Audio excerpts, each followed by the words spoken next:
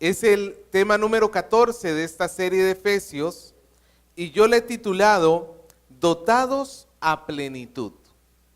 Dotados a plenitud. Efesios 3:14. ¿Lo tiene? ¿Sí? Lo leemos juntos. La palabra de nuestro Dios dice: por esta causa doblo mis rodillas ante el Padre de nuestro Señor Jesucristo, de quien toma nombre toda familia en los cielos y en la tierra, para que os dé conforme a las riquezas de su gloria el ser fortalecidos con poder en el hombre interior por su Espíritu, para que habite Cristo por la fe en vuestros corazones, a fin de que arraigados y cimentados en amor, seáis plenamente capaces de comprender con todos los santos cuál es la anchura, la longitud, la profundidad y la altura, y de conocer el amor de Cristo, que excede a todo conocimiento, para que seáis llenos de la plenitud de Dios. Y aquel que es poderoso para hacer las cosas mucho más abundantemente de lo que pedimos o entendemos, según el poder que actúa en nosotros, a Él sea gloria en la iglesia de Cristo Jesús, por todas las edades, por los siglos de los siglos. Amén. Vamos a orar. Señor, que su palabra hoy pueda hablar a nuestro espíritu. Que hoy su palabra sea utilizada para que su nombre sea glorificado. Hoy necesitamos que su espíritu nos asista, nos ayude para que podamos comprenderla. Porque no solamente queremos mentes conocedoras, sino queremos llevarla hasta la práctica, ponerla en funcionamiento. Queremos darle las gracias por esta oportunidad que tenemos de estudiar su palabra. Y le pedimos que nos ayude, Dios, en el nombre de Jesús. Amén. Cuando yo era adolescente, hermanos, había un videojuego que me gustaba mucho. No sé si de repente alguno acá lo ha jugado. Había un videojuego que se llamaba The Lost Vikings, los vikingos perdidos, literalmente. Es de los años 90, pero este juego me gustaba mucho porque se trataba de unos vikingos que se habían perdido, por decirlo así, en el espacio, visitan diferentes mundos, y lo interesante es que cada uno de ellos tenía un poder especial. Tú tenías la misión de llegar del punto A al punto B, y en el centro, en medio del camino, había muchos obstáculos, habían enemigos que derrotar, había que alcanzar llaves y una serie de cosas, pero cada vikingo tenía un poder único y excepcional. El más para acá, el que tiene la espada, pues obviamente su poder era el ataque, él era el que atacaba. El del centro, el de barba roja, él podía saltar. Entonces, si tú necesitabas alcanzar algo que estuviera alto, lo tenías que utilizar a él. Y el último, el gordito que tiene el escudo, pues su poder era la defensa. Poner el escudo de tal manera que no te atacaran a ti. Entonces, tenías que ir jugando con los tres a la vez. Tenías que ir poniendo uno, luego otro. Si necesitabas que no te atacaran, ponías el escudo. Si necesitabas vencer a un enemigo, utilizabas el otro. Si necesitabas alcanzar algo, pues usabas el otro. Y así ibas haciendo hasta que completaras una misión. Este juego se basa entonces que un conjunto de habilidades hacen posible lograr un objetivo. Y nuestra vida cristiana, en cierta manera, se parece a este videojuego. ¿En qué sentido? Nosotros tenemos un propósito, tenemos una meta, tenemos un lugar o tenemos algo que debemos alcanzar en esta vida, que es la madurez espiritual. El propósito de todo cristiano, hermano, si usted me pregunta, pastor, ¿cuál es el propósito de mi vida? Yo le puedo responder con toda tranquilidad, sabiendo que es la verdad de Dios, que el propósito de tu vida es que tú te parezcas cada día más a Cristo, que tú llegues a la plenitud de Cristo, que tú llegues a ser maduro espiritualmente. Ahora la pregunta es, ¿y cómo hacemos tal cosa? En este videojuego de la vida, ¿Cómo podemos nosotros hacer tal cosa? Lo maravilloso de todo esto, hermanos, es que Dios nos ha dotado de una serie de elementos que nosotros tenemos que echar mano de ello para complementar o para terminar esta misión. Como en este videojuego, tú no podías complementar una misión con un solo de los personajes, porque de nada te servía llevar solamente el que defendía si no había forma de derrotar a los enemigos, o de nada te servía ser aquel que solo atacaba si te iban a atacar y tú no ibas a poder presentar defensa. Necesitaba los tres personajes. De la misma manera, nosotros hoy vamos a ver tres cosas que son necesarias para que alcancemos la madurez espiritual. Ningún cristiano va a poder ser maduro a menos que le eche mano a estos tres elementos que el Señor nos ha dado. Así que hoy vamos a estar respondiendo la pregunta: ¿qué nos ha dado el Señor para que logremos la madurez espiritual? Y el tema de la madurez espiritual se va a estar desarrollando mucho en los próximos en los próximos capítulos que vamos a ver a partir de la próxima semana. Pero Pablo de antemano ya nos dice cómo podemos alcanzar esta madurez. Y comencemos viendo el texto que tenemos. Este texto se divide naturalmente en dos porciones. Del versículo 14 al 19, Pablo hace una petición a Dios.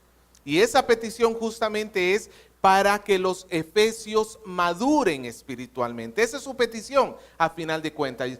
Yo pido a Dios que ustedes alcancen la plenitud de Cristo.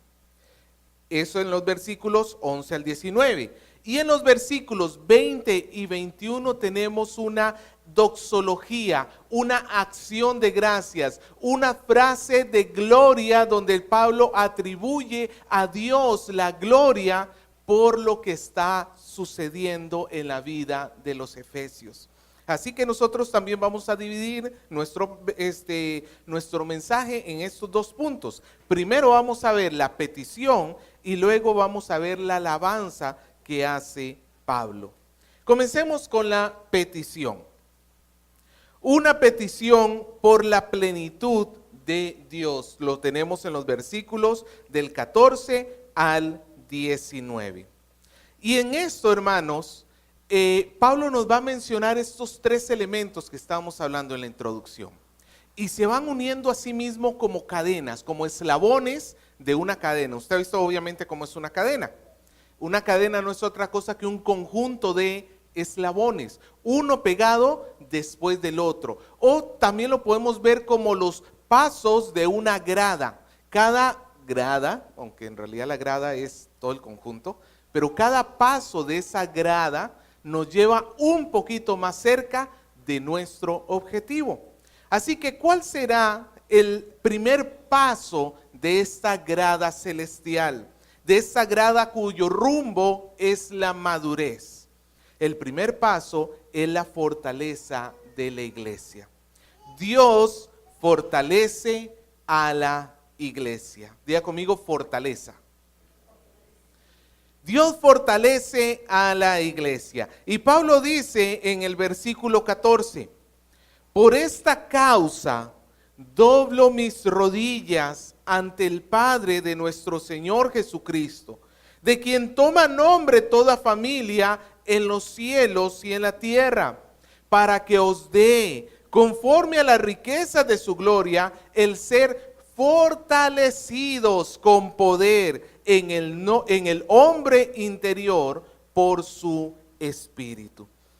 Esta expresión que tenemos en el versículo 14, por esta causa, ya la habíamos visto anteriormente en el versículo número 1. ¿Sí? Fíjese por favor conmigo el versículo número 1. Pablo también dice: por esta causa yo, Pablo, prisionero de Cristo Jesús a los gentiles. Y Pablo deja su oración como en un stand-by, mientras nos explica cómo él ha sido llamado por Dios para testificar a los gentiles. Y ahora regresa nuevamente al punto para explicarlo. Pablo dice: por esta causa, ¿cuál es esta causa? Todo lo que hemos aprendido en los capítulos 1, 2 y 3 hasta ahora.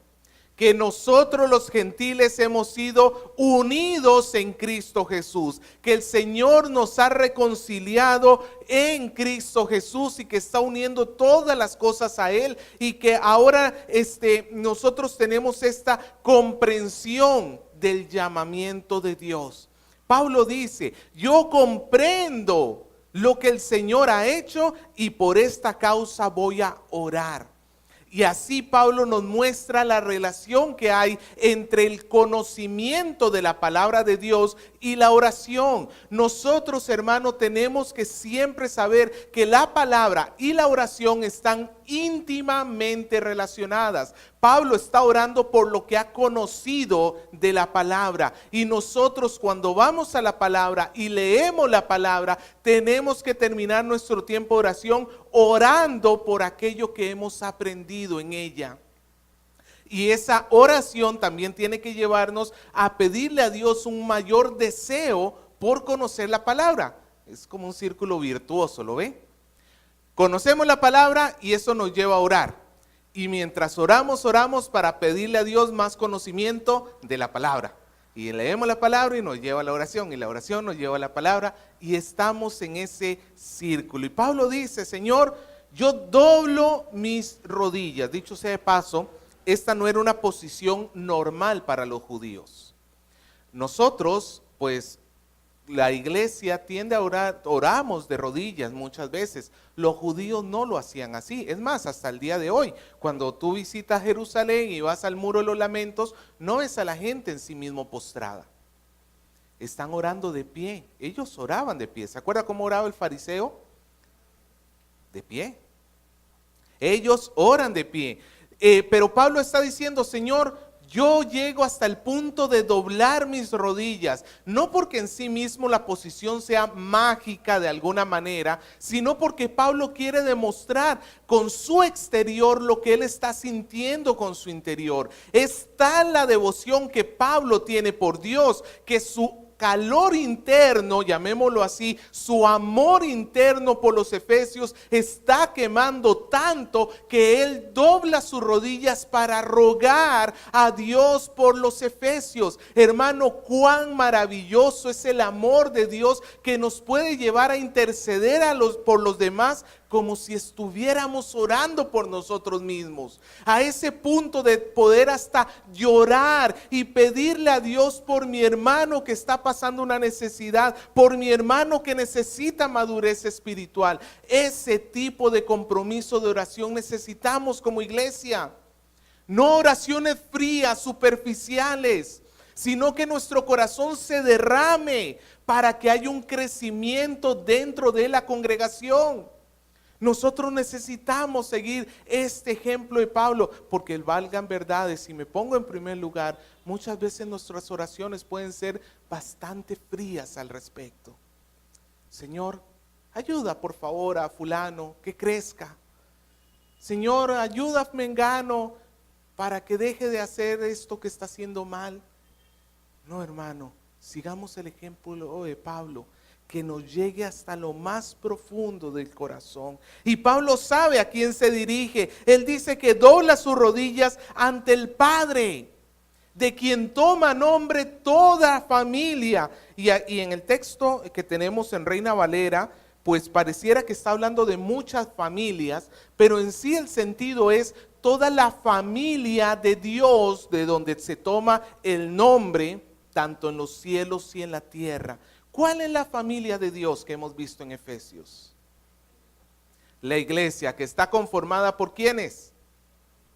Judíos y gentiles. Pablo está diciendo: yo estoy orando al Padre, de quien toda es esta familia. Es que, hermanos, recordemos, ¿quién es el principal preocupado por el bienestar de la casa? ¿No es el Padre? A los padres que están acá, y cuando hablo de padre, bueno, en la Biblia obviamente está hablando del Padre Celestial, pero pregunto, ¿en quién podemos encontrar, esperaríamos más la preocupación por el bienestar de la familia? ¿De papá y mamá o de los hijos? Hermanos, si dependiera de los hijos el bienestar de la casa, chocolate, sándwich, Coca-Cola, tele todo el día, juegos, marcianos. Pero cuando abres el refrigerador no está vacío. Obviamente los padres son los mayores preocupados. ¿Sabe quién es el mayor preocupado porque la iglesia crezca? Dios. Y Pablo sabe eso. Y nosotros tenemos que saberlo. ¿Quién es el que está más deseoso de ver tu crecimiento espiritual? Aún más que tú mismo. Dios. Pablo dice, Señor, yo oro. Y el versículo 16 nos dice, para que el Padre os dé conforme a la riqueza de gloria. Y es que Pablo está muy convencido de que Dios es rico en misericordia. Él ya lo ha expuesto a lo largo de estos 2 capítulos, cómo Dios abundantemente nos ha bendecido una y otra vez, a tal punto que en el capítulo 1 nos dice que hemos sido bendecidos con toda bendición espiritual en Cristo Jesús. Pablo está confiando no en el poder de la iglesia, no en la capacidad de sus miembros, no en la inteligencia de los que conforman su iglesia. Pablo está confiando en el poder de Dios para que su iglesia llegue a la madurez. Pablo está orando y está confiando en que esa riqueza de gloria, en que esta generosidad abundante, en ese poder tan majestuoso que tiene el Señor, la iglesia va a llegar a su cometido. Hermano, entiéndame esto: si tú eres cristiano, vas a llegar al propósito que Dios tiene para tu vida. Solamente tú tienes que someterte a Dios y dejarte guiar por Él. Pero la fuerza en sí mismo no proviene de ti, proviene de nuestro Señor. Y Pablo sigue orando, y entonces llegamos a la petición: el ser fortalecidos con poder en el hombre interior por el Espíritu. ¿Qué estaba pidiendo Pablo para la iglesia? Fuerza, ser fortalecidos.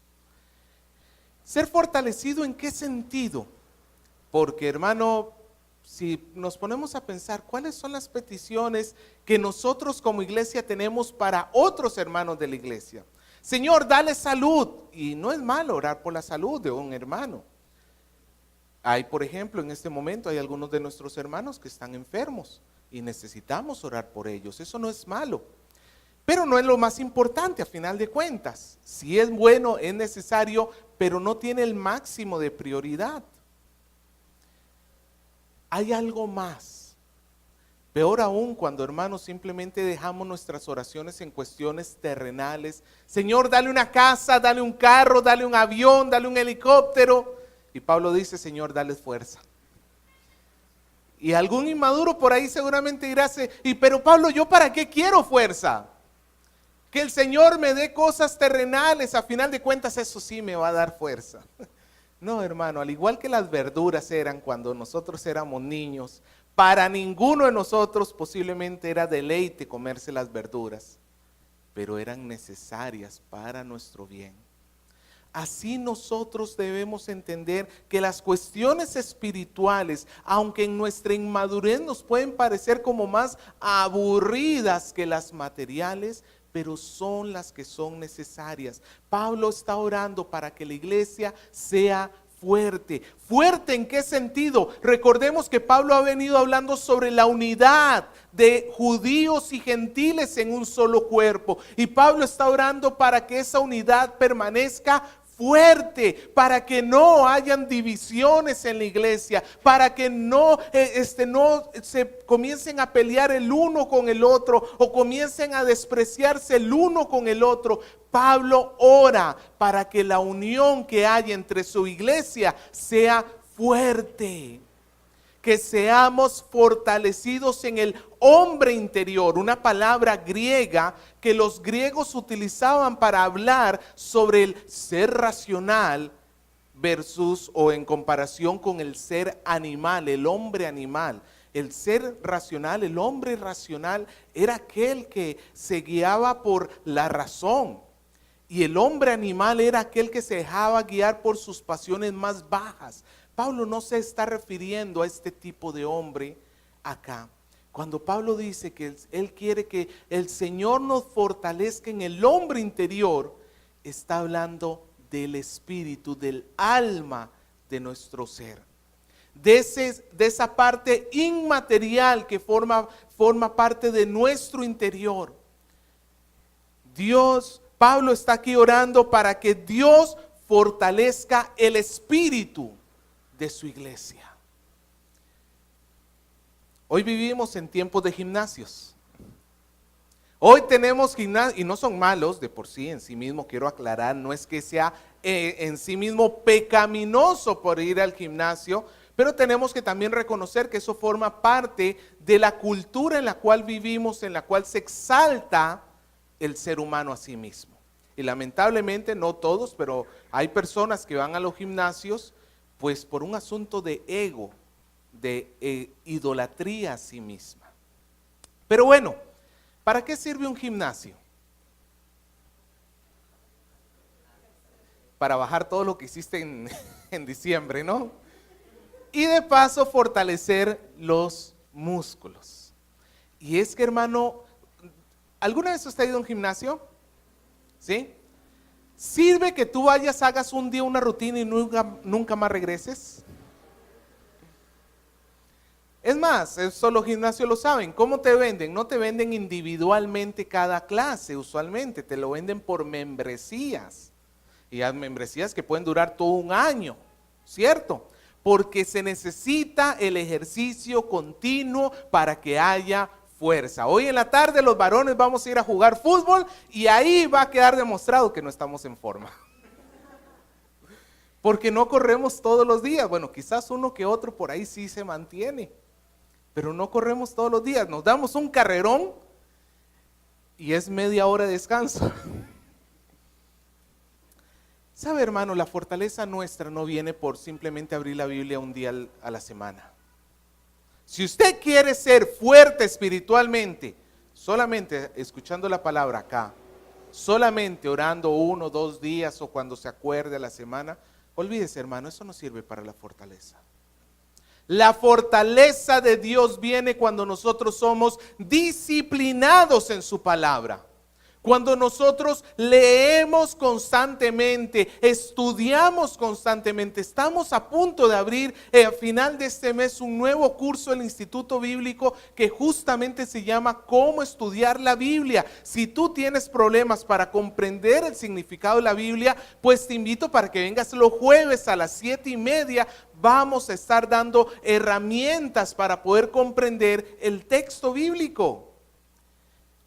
Pero recuerda esto, a menos de que tú pongas tu empeño, a menos de que tú te pongas manos a la obra, la fuerza nunca va a llegar. A nosotros nos gustaría que esto fuera como las espinacas de Popeye, ¿no? Abrimos la lata, comemos la espinaca e inmediatamente poderosos. No funciona así. Tú tienes que abrir la palabra todos los días y cada día vas a ser un poquito más fuerte. Pero eso es parte de lo que Dios nos está dando. Es el primero de los elementos para que el Señor te lleve a la madurez. Tú no vas a poder llegar a ser fuerte sin la palabra. Lo primero que necesitamos nosotros para llegar a la madurez espiritual es la fortaleza que nos da la palabra y la oración, dicho sea de paso. Segundo elemento para nuestra fortaleza, nuestra madurez espiritual. Esta fuerza que el Señor nos da nos va a llevar al amor. ¿Ve cómo es una cadena? Dios fortalece a la iglesia. La fuerza nos lleva al amor. Versículo 17. Para que habite Cristo por la fe en vuestros corazones, a fin de que arraigados y cimentados en amor. Vamos a dejarlo hasta ahí. Pablo está diciendo que la fortaleza que nos da el Espíritu va a hacer que Cristo habite en nuestros corazones por la fe. El corazón habla de lo más profundo del alma. El corazón no es el músculo que tenemos acá palpitando en este sentido, sino que se refiere al centro mismo de tu ser, donde se toman todas las decisiones. ¿Tú has visto Intensamente la película? Ese cuartel general donde todas las emociones y los sentimientos y los pensamientos son procesados, allí ese es tu corazón. Y Pablo dice que la fortaleza va a ser que Cristo habite en nosotros. Ahora, yo me imagino que más de uno de nosotros puede tener aquí una objeción. Pastor, tengo un grave problema con esta palabra. Porque ¿cómo que Cristo va a llegar a habitar en mí? Si yo soy cristiano, ¿dónde habita Cristo? En mi corazón.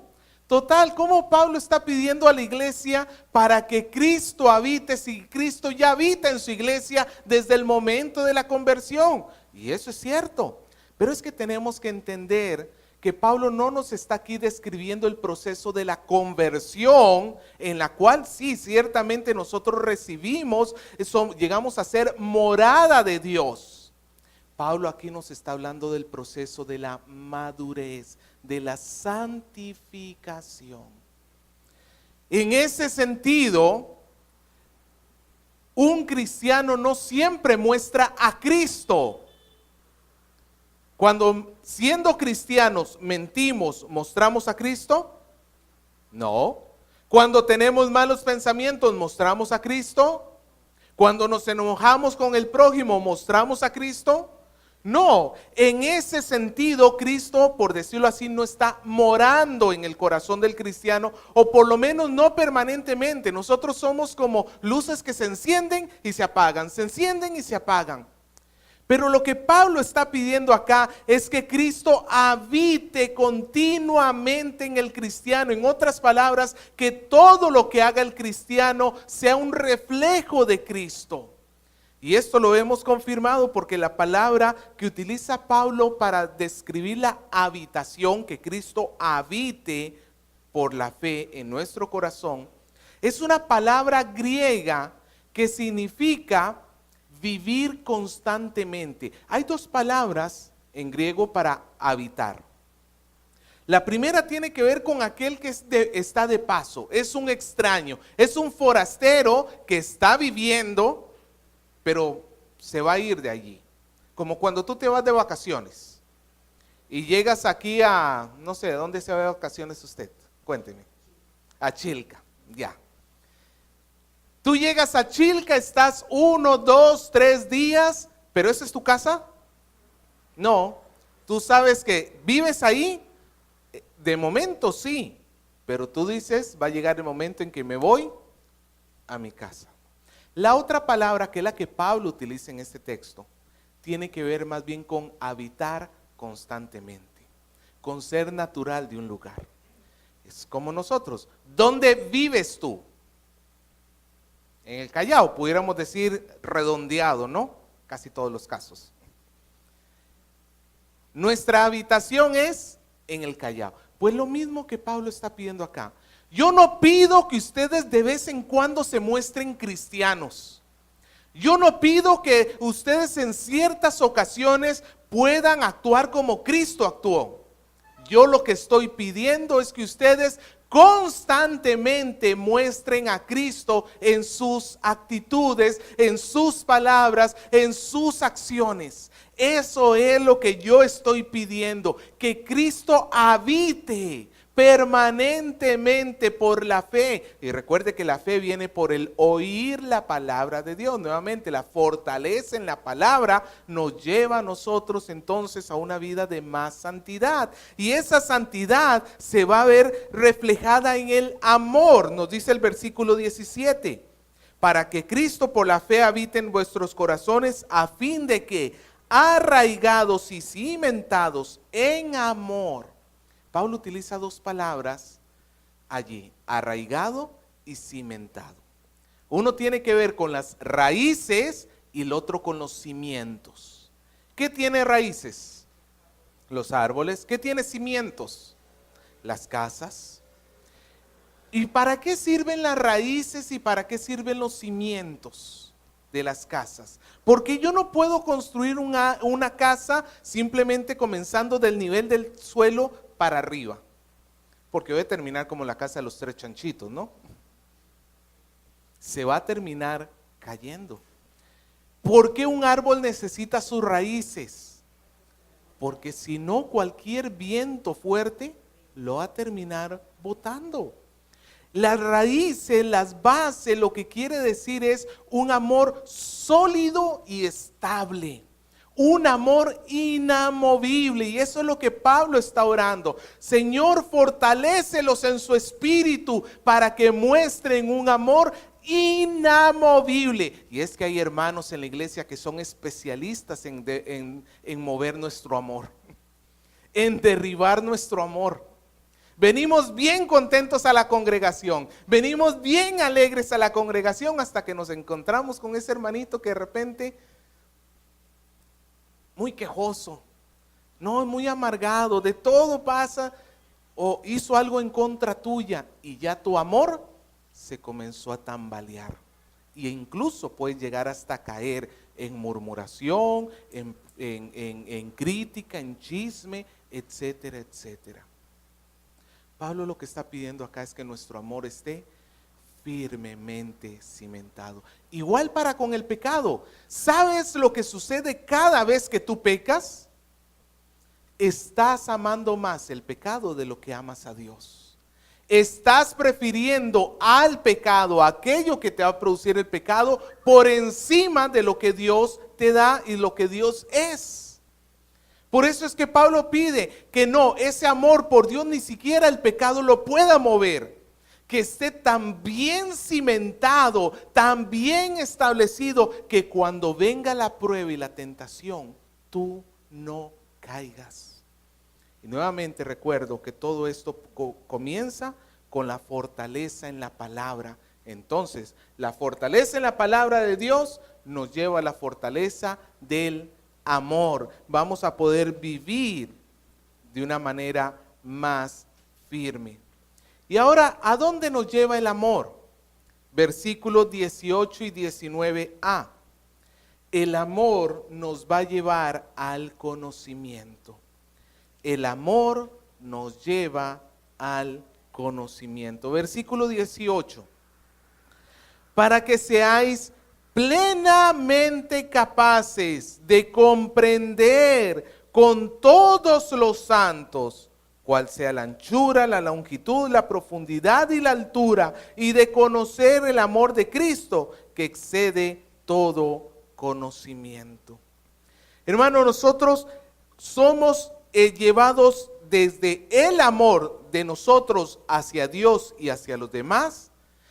Somos llevados ahora a comprender el amor de Cristo por nosotros. ¿Nota la diferencia entre el versículo 17 y 18?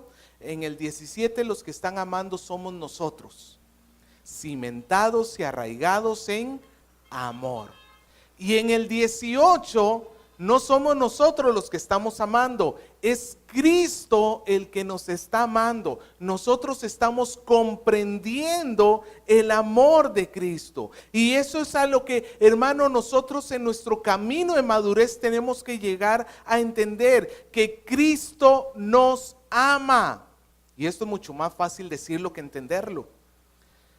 Porque la inmensidad de ese amor está fuera de nuestra capacidad. Es más, nosotros mismos, aunque tú seas demasiado inteligente, como dicen acá, un chancón, esos que en la primaria y en la secundaria eran un súper estudioso, eso no te sirve para conocer el amor de Cristo en sí mismo. Sino que Dios nos hace capaces. Pablo lo dice en el versículo 18, seáis plenamente capaces, que Dios te dé la capacidad de entender ese amor. Que Dios te lo dé, esa capacidad. Porque, hermano, ¿sabe por qué es necesario comprender el amor de Cristo? Porque las caídas que tenemos en medio de las pruebas son muestra que no estamos comprendiendo su amor. Cuando terminamos renegando de Dios porque una situación mala llega a nuestra vida. Cuando terminamos nosotros ofendiendo a otro porque nos hizo algún daño. Cuando nosotros terminamos haciendo algo que es incorrecto de una u otra manera. Eso está evidenciando que tú no estás llegando a entender el amor de Cristo. Esa es una prueba. Y ahora lo vamos a ver un poquito más a continuación, pero quiero llamar a la atención a esto. Mira el versículo 18.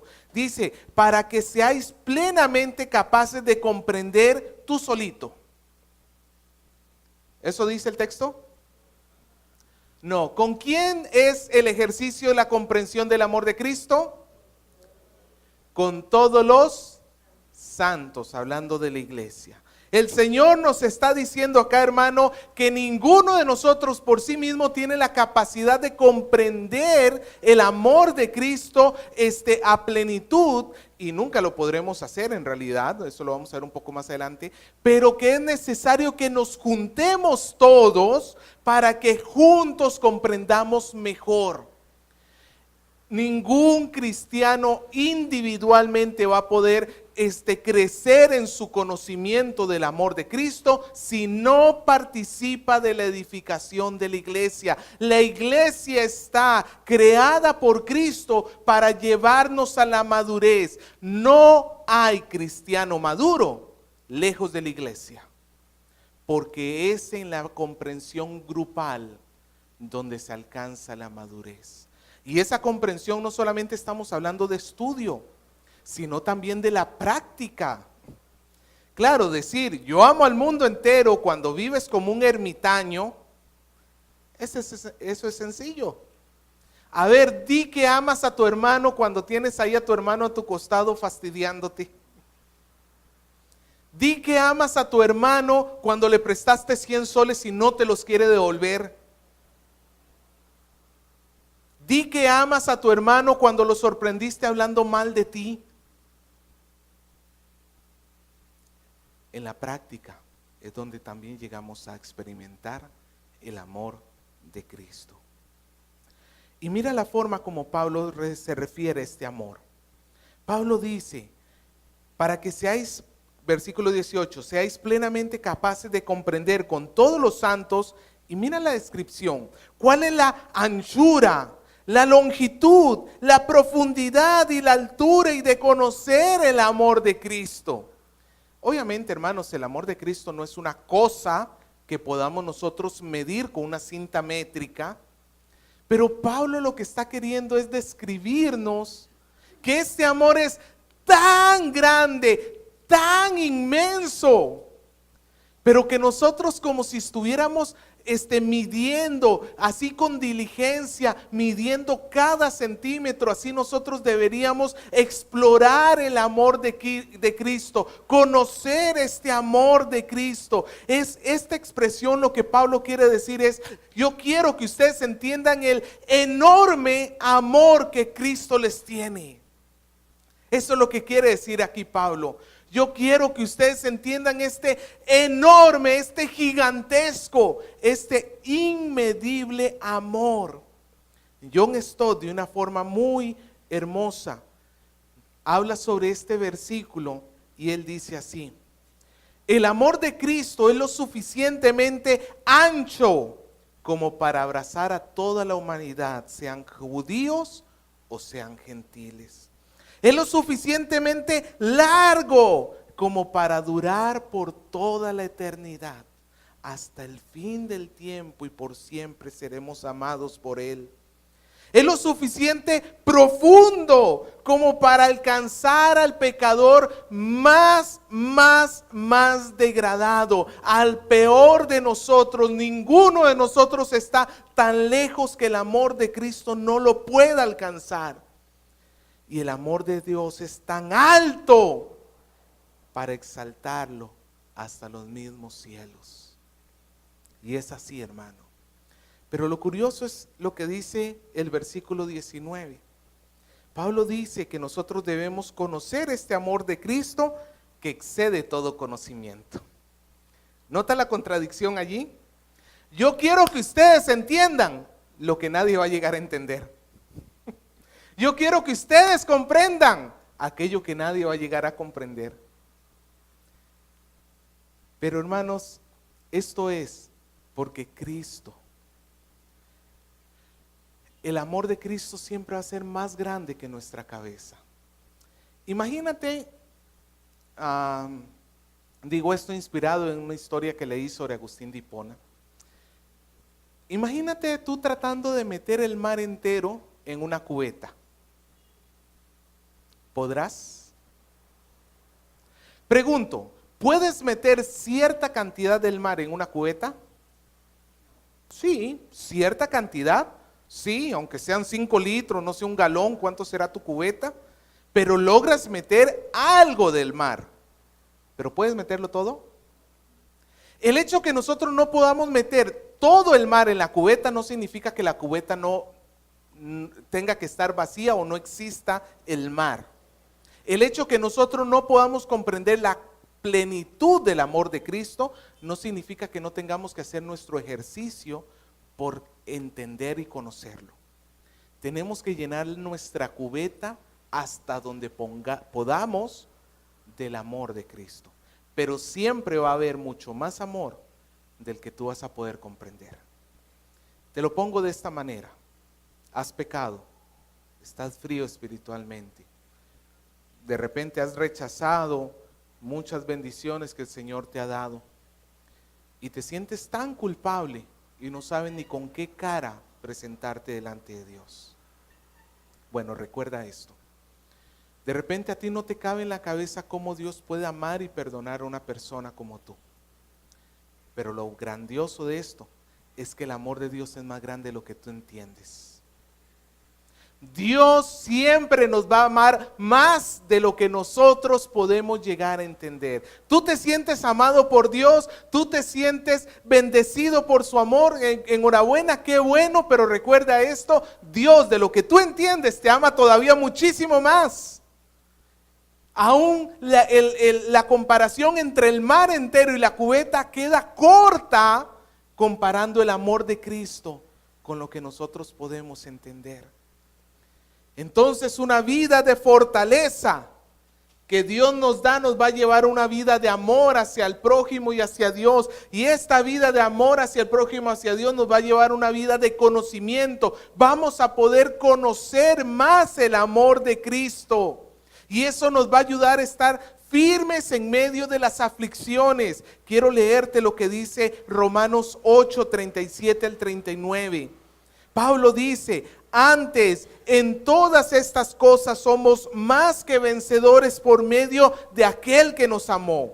Por lo cual estoy seguro que ni la vida, ni la muerte, ni ángeles, ni principados, ni potestades, ni lo presente, ni lo porvenir, ni lo alto, ni lo profundo, ni ninguna otra cosa creada nos podrá separar del amor de Dios que es en Cristo Jesús. ¿Estás pasando por aflicción? Recuerda que nada te puede separar del amor de Dios. Y finalmente, una vez que tenemos la fuerza de Dios, el amor de Dios y el conocimiento del amor que Cristo nos tiene, vamos a poder llegar a nuestra meta, que es la plenitud. El conocimiento nos lleva a la plenitud. Versículo 19 en la parte B. Pablo termina este versículo diciendo: para que seáis llenos de la plenitud de Dios. Para que seáis llenos de la plenitud de Dios. ¿Viste cómo era todo este proceso? Pablo primero comenzó orando para que la iglesia recibiera fuerza y a través de esa fuerza pudiese amar y a través de ese amor pudiese comprender el amor de Cristo, y todo esto era necesario para que finalmente pueda llegar a la plenitud. Plenitud de Dios significa, hermanos, aquí a final de cuentas, ser lleno de todo aquello que llena a Dios. Te lo pongo de esta manera. El Señor lo dice así: sed santos porque yo soy santo. Lo que tiene Dios tiene que estar también en nosotros. Y es más o menos lo que Pablo está pidiendo. Todo aquello que llena a Dios es lo que llena a la iglesia, la santidad. La santidad, la madurez espiritual están ligadas, están ligadas. La iglesia tiene que crecer en la plenitud de Dios, no en cuanto a la salvación, porque ciertamente en la salvación tenemos la plenitud de Cristo, pero sí en cuanto a la santificación. Nosotros tenemos que crecer en esa plenitud. Tú eres como un vaso y tú vas a decidir de qué vas a llenar tu corazón. Cada día, cada mañana, ¿con qué lo llenas? Vas a la palabra, oras y lees. Te rindes delante del Señor. ¿Llenas tu vida con la palabra del Señor o eso lo dejas al domingo porque no tienes mucho tiempo? No, hermano, llénate todos los días de la palabra de Dios y eso te va a llevar a la madurez. La madurez la vamos a ver a partir de la próxima semana en el capítulo 4. Pero la madurez forma parte de la unión con Cristo. Recordemos que vimos que el misterio que Pablo le ha sido revelado es que Dios está reuniendo en Cristo Jesús todas las cosas. Y eso nos incluye a nosotros como iglesia, ¿cierto? Pues déjame darte una noticia. Esa reunión que tienes con Cristo no solamente incluye la salvación, sino que también demanda una santificación. Es como si tú estuvieras jugando un videojuego y entres al mundo del videojuego, llamémoslo así, empiezas a jugar, le das start, ahí comienzas a jugar y está el personaje allí, pero no lo mueves, no lo avanzas, no lo llevas hasta el final, hasta la meta que tienes que llegar. ¿Sirve de algo? Pero yo estoy jugando, pastor. No está jugando. Sí, empezaste el videojuego, pero nunca vas a llegar a la meta. Hay cristianos que quieren solamente salvación sin santificación. Hay cristianos que creen que la vida se trata de acumular bienes y no se trata de la madurez en Cristo Jesús. Déjame decirte que tú eres como ese jugador de videojuego que ha comenzado el videojuego, pero no quiere mover su muñeco para ningún lado, su personaje. Lo tienes ahí estático, no se mueve. No, hermano, camina hacia la madurez. Y finalmente, vamos a ver de una manera mucho más corta la alabanza que Pablo tiene hacia Dios, confiando en lo que el Señor va a hacer. Esta es una tarea titánica. Y si yo me pongo a pensar un yo maduro, esta es una labor imposible. No sé si tú te pones a compararte con Cristo. Yo no me comparo con Cristo porque yo tenga barba y ande en sandalias. No. Yo estoy hablando de mis acciones, mis palabras, mis pensamientos. Y cuando tú vas a entrar a los carros chocones, hay una regla que te dicen tú tienes que tener este tamaño para poder entrar. Y la gran frustración de los niños es cuando se paran así, hasta se suben un poquito y aún así no llegan. Si este es Cristo y tú vienes y te paras a su costado, ¿tú crees que llegas a su altura? Es más, siendo sincero, ¿tú crees que eres capaz de llegar a su altura? Señor, ¿cuántas veces termino prometiéndote que no lo voy a volver a hacer y lo hago? ¿Cuántas veces termino haciendo aquello que no te gusta? Fracaso tantas veces en mi vida que yo creo, Señor, francamente que nunca voy a llegar a tu nivel. Pero lo interesante es que Pablo levanta esta acción de gracias, no simplemente como quien quiere terminar una oración y dice, bueno, gloria a Dios, aleluya, amén. Pablo termina esta oración con una acción de gracias que tiene un propósito dentro de su misma oración, que es fortalecer la fe de los efesios para que sepan que la obra no va a ser hecha por ellos mismos, sino que la obra está hecha por Dios. Que es Dios el que va a hacer todo este caminar, que es Dios el que les va a dar la fuerza, Dios el que les va a dar la sabiduría, es Dios el que los está capacitando para caminar por cada uno de estos escalones. Y es más, es un Dios que va a hacer las cosas más abundantemente de lo que tan siquiera ellos pueden llegar a entender. Mira el versículo 20 y 21 conmigo. Pablo dice, y aquel, hablando de Dios, y aquel que es poderoso. Señor, esta es una labor titánica. Yo no puedo. Sí, pero Dios sí puede. Él es poderoso para hacer. Dios no es como los ídolos que tiene el mundo. Cada vez que yo voy a pasear a Perry, aquí al parque, ahí en el Parque La Perla hay una virgencita, y en las mañanas veo cómo la gente se para delante de la virgencita y está ahí, que le tocan, que oran y rezan. Esa cosa no va a poder hacer nada por ellos. Está muerta, no tiene vida. No puede hacer porque está muerta. En cambio, nuestro Dios sí puede hacer. La mano de Dios sí tiene poder. Él puede hacer. Y mira lo que sigue diciendo: todas las cosas. ¿Cuáles cosas? ¿Cuáles todas las cosas? Las bendiciones que Pablo ha escrito hasta ahorita. El Señor va a poder llevarte a ser fuerte, poder llevarte a que tengas amor, va a poder llevarte a que conozcas cada vez más el incomprensible amor de Cristo. Sí puede. Él va a hacer todas las cosas.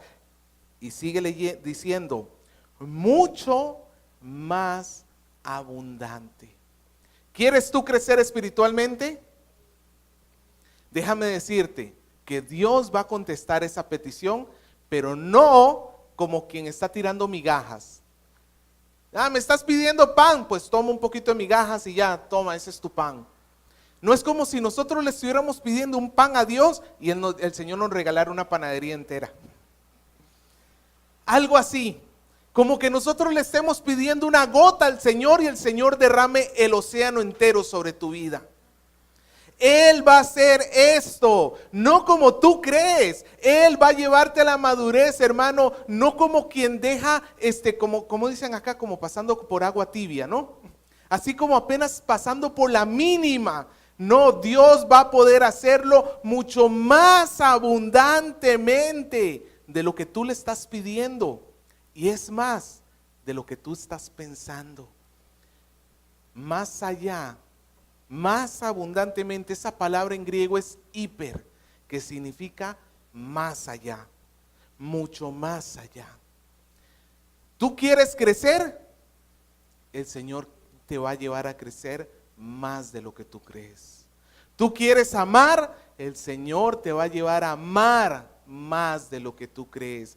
Él va a hacer todo mucho más abundantemente de lo que pedimos o entendemos, según el poder que actúa en nosotros. No dice que el poder de nosotros, sino el poder que actúa en nosotros, el poder de su Espíritu Santo.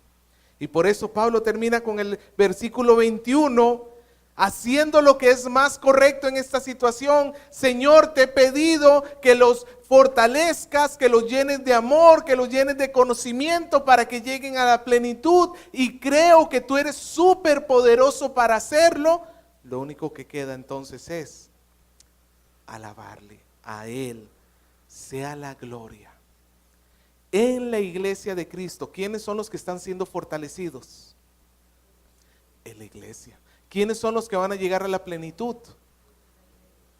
Sea la gloria en la iglesia, en Cristo Jesús, por todas las edades. Imagínate cuando tú llegues al cielo y tú recuerdes tus días en la tierra y veas cuán grandemente luchaste, cuán grandemente te batallaste contra el pecado, a veces de pie, a veces arrastrándote, ahí estabas. Y cuando te encuentres en el cielo y veas que toda esa batalla ya terminó, y veas que el Señor ha hecho lo que para ti era imposible, aún en el cielo vamos a seguir adorando a Dios por lo que Él está haciendo hoy. Aún en los cielos, hermano, su obra es tan grande, es como un eco. ¿Usted sabe lo que es un eco? Se suelta la voz y rebota en una pared y eso regresa a ti y se pone así como a rebotar de un lugar a otro y comienza a sonar. Y entre más rebote, más eco hay. Y hay ecos que pueden durar buen tiempo. Pues hermano, la madurez de la iglesia de Cristo va a resonar en los cielos en alabanza por todas las eternidades, por todos los siglos. Por eso Pablo termina esta parte, que el capítulo 3 termina la primera mitad de la carta que trataba sobre la teoría. Pablo la termina así: Señor, todo lo que nos has concedido en Cristo Jesús, a ti la gloria. Amén. La próxima semana comenzamos la segunda parte de la carta que tiene que ver con la práctica. Con la práctica. Pero yo quiero hacerte unas preguntas, hermano. 1. ¿Es la madurez espiritual el propósito principal de tu vida? No te estoy preguntando si es uno de tus propósitos, porque yo sé que de una u otra manera, de repente, allí en tu mapa, la madurez espiritual puede estar por allí. Pero no necesariamente le estás dando prioridad. Pregunto, ¿la madurez espiritual es tu propósito principal? ¿Parecerte a Cristo es tu propósito principal? La razón por la cual amaneciste hoy, tú despertaste hoy, la razón por la cual vas a despertar mañana, ¿es para parecerte más a Cristo? Si no es así, tenemos que cambiar el enfoque de nuestra vida. Porque estamos buscando las cosas secundarias, estamos buscando las cosas de este mundo que son terrenales, que se van a quedar en este mundo, y nos estamos olvidando que es el reino de Dios lo cual nosotros primeramente tenemos que buscar. La siguiente pregunta que te quiero hacer es: ¿estás caminando en esta escalera? ¿Lees tu Biblia a diario? ¿Oras a diario para ser fortalecidos por el Espíritu de Dios? ¿Asistes a una clase de discipulado, una casa de oración? ¿Te acercas a la palabra cada vez que tienes oportunidad? ¿O lo haces a regañadientas?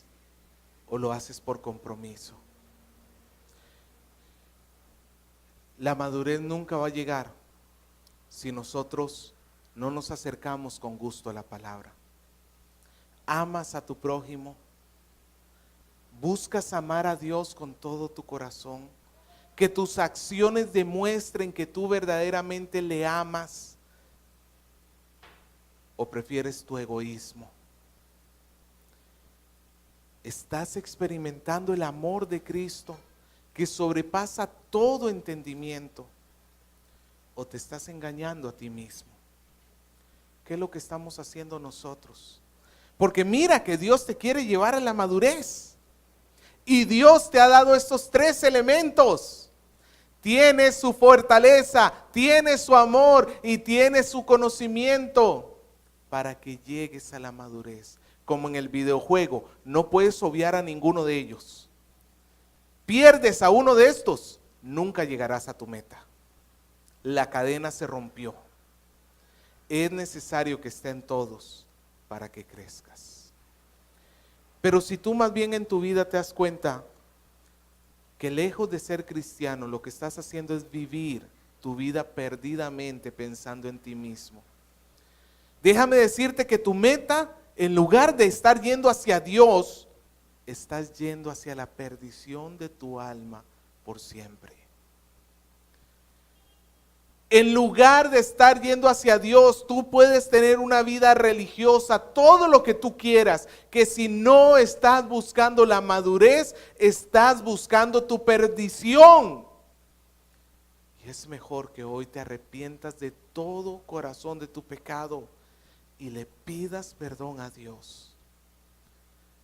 Que des la vuelta y comiences a caminar por esta escalera que el Señor nos ha dado. Que el Señor nos ayude como iglesia a crecer.